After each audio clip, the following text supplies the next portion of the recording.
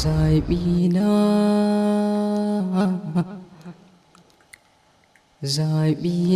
nake so, me kowar bakin ciki na, ita ke lallamata, ko ban mata magiya ba.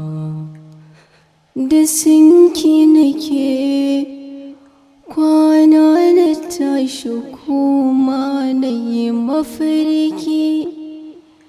A kullum idaniya ta kan matsan ya za ta ganki. Kowa ya san da na yi fama soyayya a kanki. Wannan ita ce duniya ta matuƙar da mai kyau ce, ba ajin da shi mutuniyar arziki ce, ga iya tsara zance kamar marubuciya.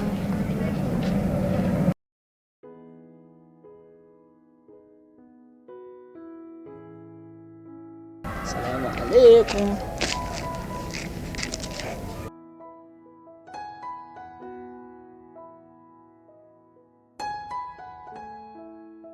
Mallakina, don alfarman ma'aiki sallallahu alaihi wasallam ke buɗe wannan kyakkyawar fuskar taki na gani, ko na ji sanyi cikin zuciyata, ko idanuwana za su daina min zafi da zugin rashin tozali da ke, ko zuciyata za ta samu sauƙin zulumin da ta kwana tana yi na rashin ki.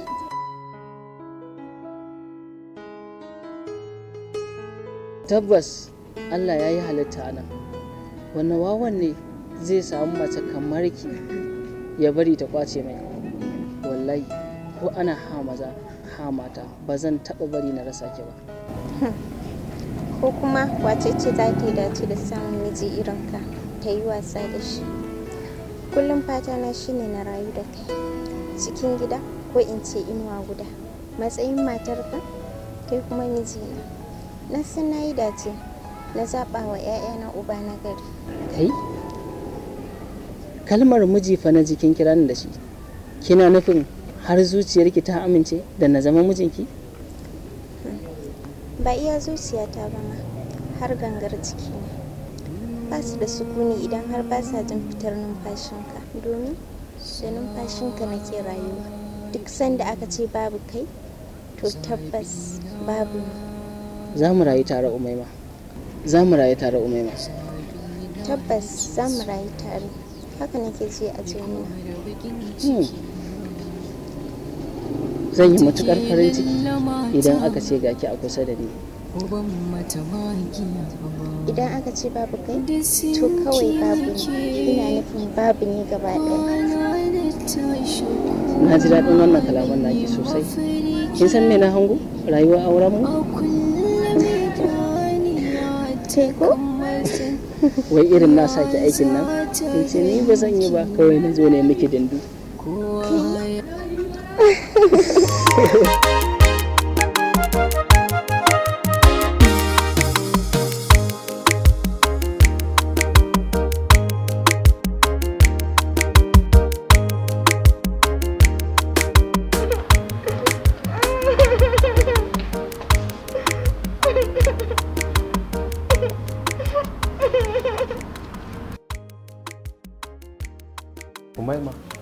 Umaima,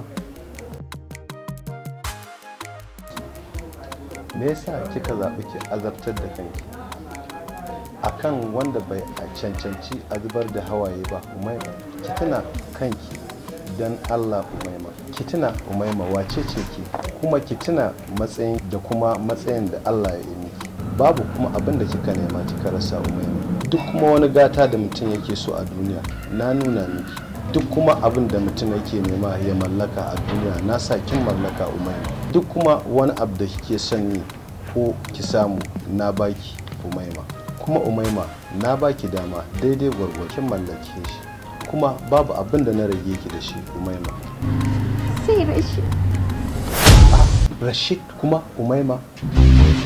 Dadi Rashid shi ne kaɗai abin da ka hana ni mallaka, kuma wallahi na gwammace ni mallake shi na rasa duk abin da ka lissafa. domin ba zan taɓa jin daɗinsu ba idan har ba tare da shi. Anya kuma kina cikin hayyacinki Umaima? Umaima ko dai kin dan samu tabin hankali ne? Ina cikin hankali na.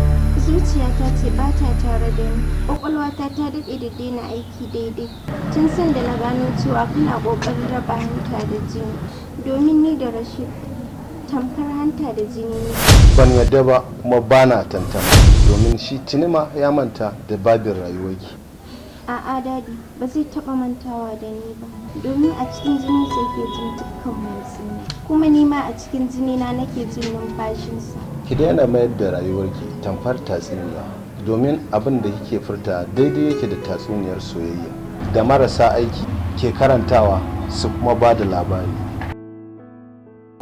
Babu tatsuniya cikin kalamaina. Sirrin zuciyata ce yanzu nake sanar da kai.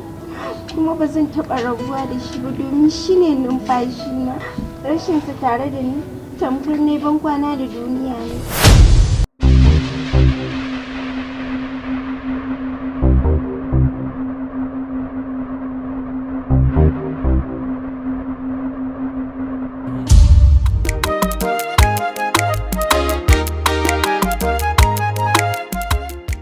alaikum jama'a wa rahmatullahi ta'ala wa barakatu. Kamar yadda dai kuka sani suna na Kado.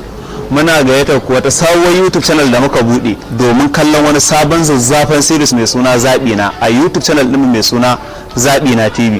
Ku je dan Allah ku danna mana subscribe, ku danna ƙararrawar sanarwa domin samun zafafan shirye-shiryen mu da zarami da azumi ba nake ji ba. A jama'a assalamu alaikum, sunana dan mura baban tunki a mijin masa daya. Da Allah da annabi jama'a ku je YouTube ku rubuta ZABINA TV.